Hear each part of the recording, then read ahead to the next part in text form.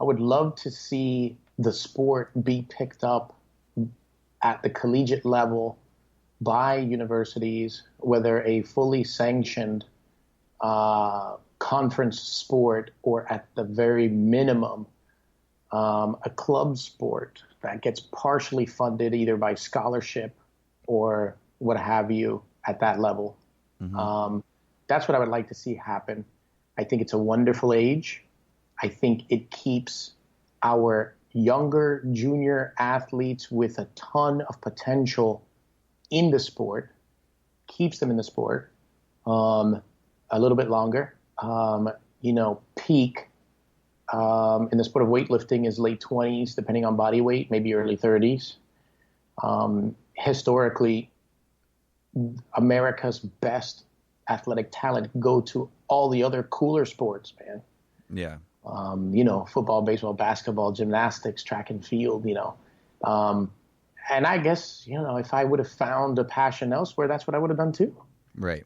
But you can't help what you fall in love with, right? You can't help who you love, right? Yeah.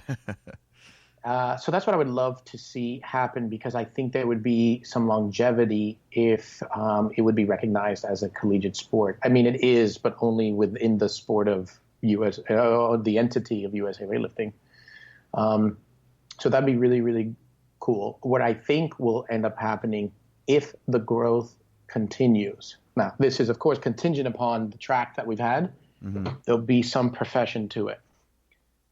It could, at least in part, provide a certain level of professional sport payment, whether it's a purse at a competition, podium purse maybe, or maybe beyond the stipends that USA Weightlifting provides for performances.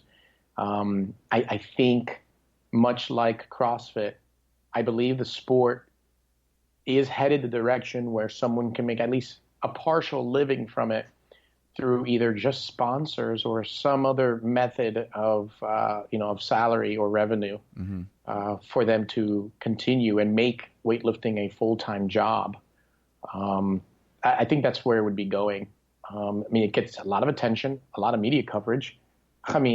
When I was Barcelona, 1992, Atlanta, 96, I was a junior.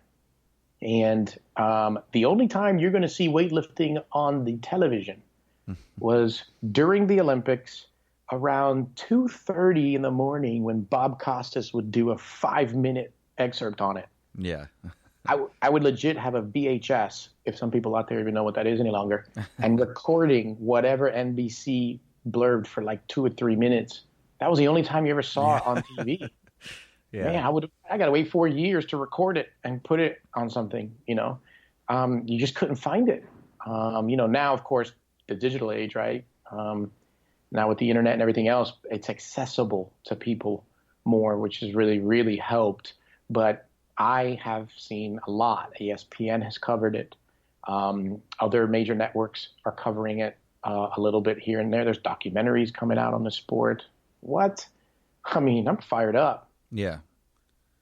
Now what about on like a more local level? Like, what do you see as like the role of, local barbell clubs, local weightlifting specific gyms, as far as, reaching out to the community or just the continued growth of the sport? I would say, I think the mistake, and I don't want to call it a mistake, I think the flaw in how USA Weightlifting, how all of us veterans in the sport and old timers, we would approach exposing the sport was always go after the young, teach them young, introduce them young, get them competitively in the sport, right? And I only say that at the time that made perfect sense. We all did it. But I think that ultimately proved to be a flaw. Only when you say, here comes CrossFit, or even the strength and conditioning industry, the sports performance industry over the last, 15 years or so, definitely before CrossFit emerged, I'm not saying one had to do with the other, just saying that around, the same time, if not a little earlier, that industry really appreciated the lifts more and more. And we're really promoting and exposing a lot of athletes to the movement. But see, the difference between, let's go the strength and conditioning realm and just CrossFit, in my opinion, it was that neither introduced the movements for competitive reasons. It was, here's the movements, let's get fit, let's get bigger, faster, stronger for perhaps a different sport. Yeah. So the pressure of competing wasn't there. It was just do this because it's beneficial for you. Of course, CrossFit does compete in the Olympic lifts, but, it's still tied into so many other, modalities. Yeah.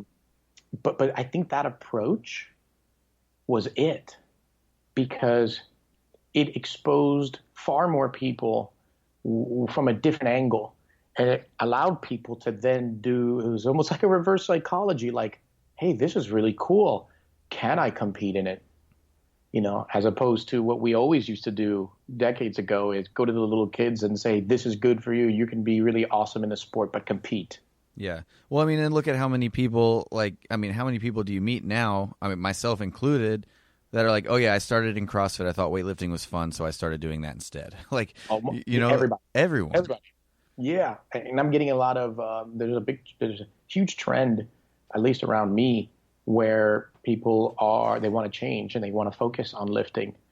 So hell yeah, I'm going to say yes. Anytime I have anyone wanting to learn, I say yes. I remember early on, I would get phone calls. Coach, I'm really interested in learning. We've got about 10 people interested in learning from you. I'm like, really? About the snatch? You realize what I do, right? It's the snatch and clean and jerk. Yeah.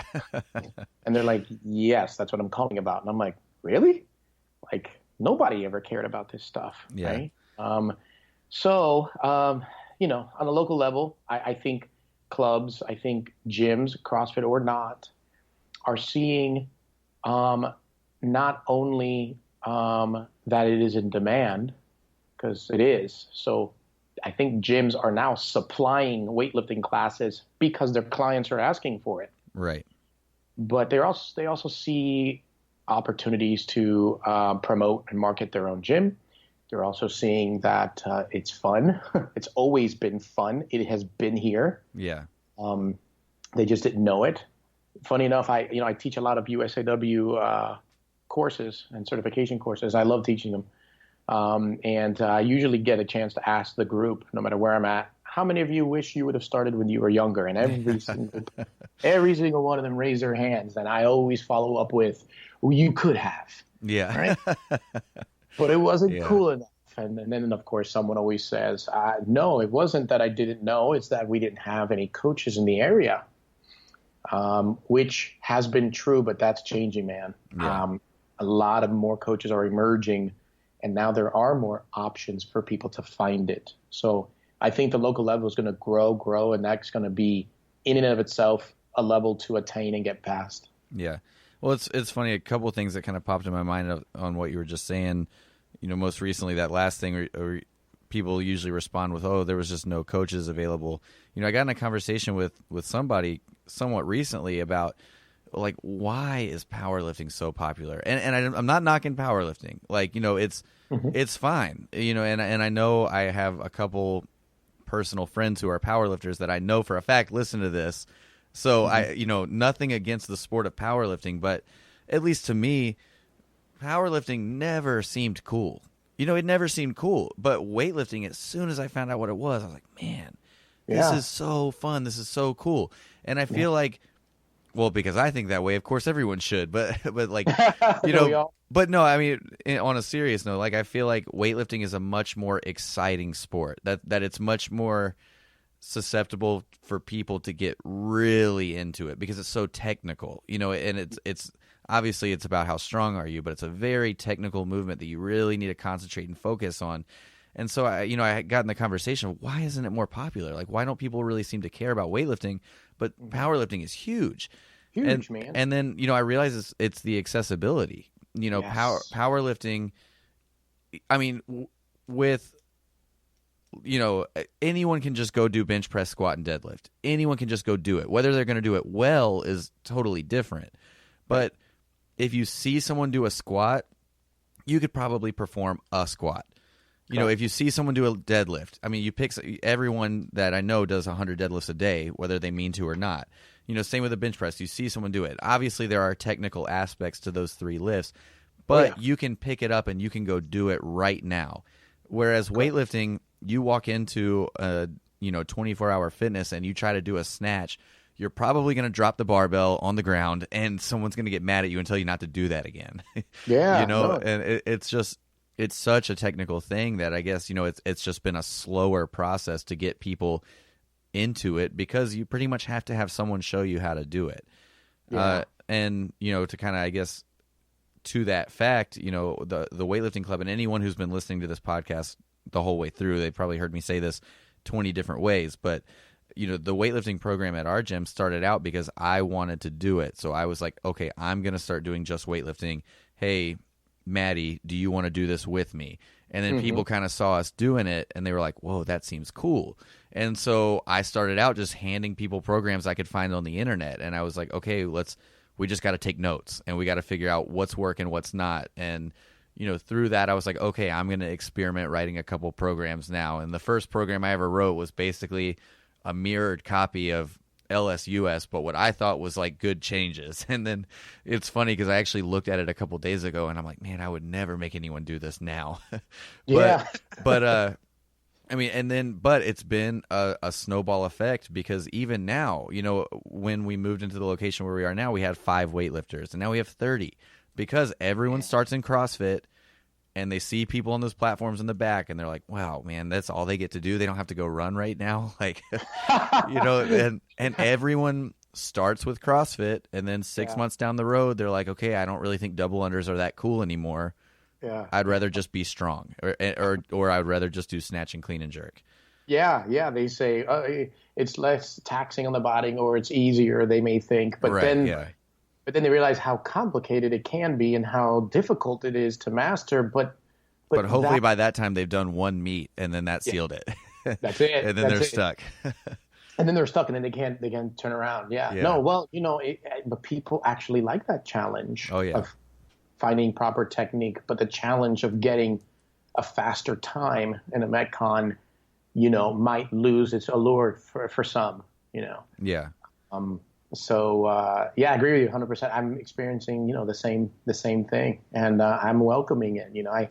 Early on when I really started putting myself out there and trying to, educate anyone who was asking for it, I got criticized a little bit by some old timers. I no longer get criticized, but colleagues that I know and would say, man, you're giving away all this free information by posting, on Facebook some short tutorial. And I'm thinking, first of all, just because I give a tip doesn't mean I'm creating champions and not getting paid for it. Right, yeah. It's just a tip, man. It's just a tip. I want people to know. I mean, when you're in love with something, you want to share it with everybody, and so when I saw the demand there, I took part in it. And old timers earlier on, because that doesn't seem to be the mentality any longer. But, earlier on, when it started getting popular, it was these people don't know what it takes. They don't know the sacrifice.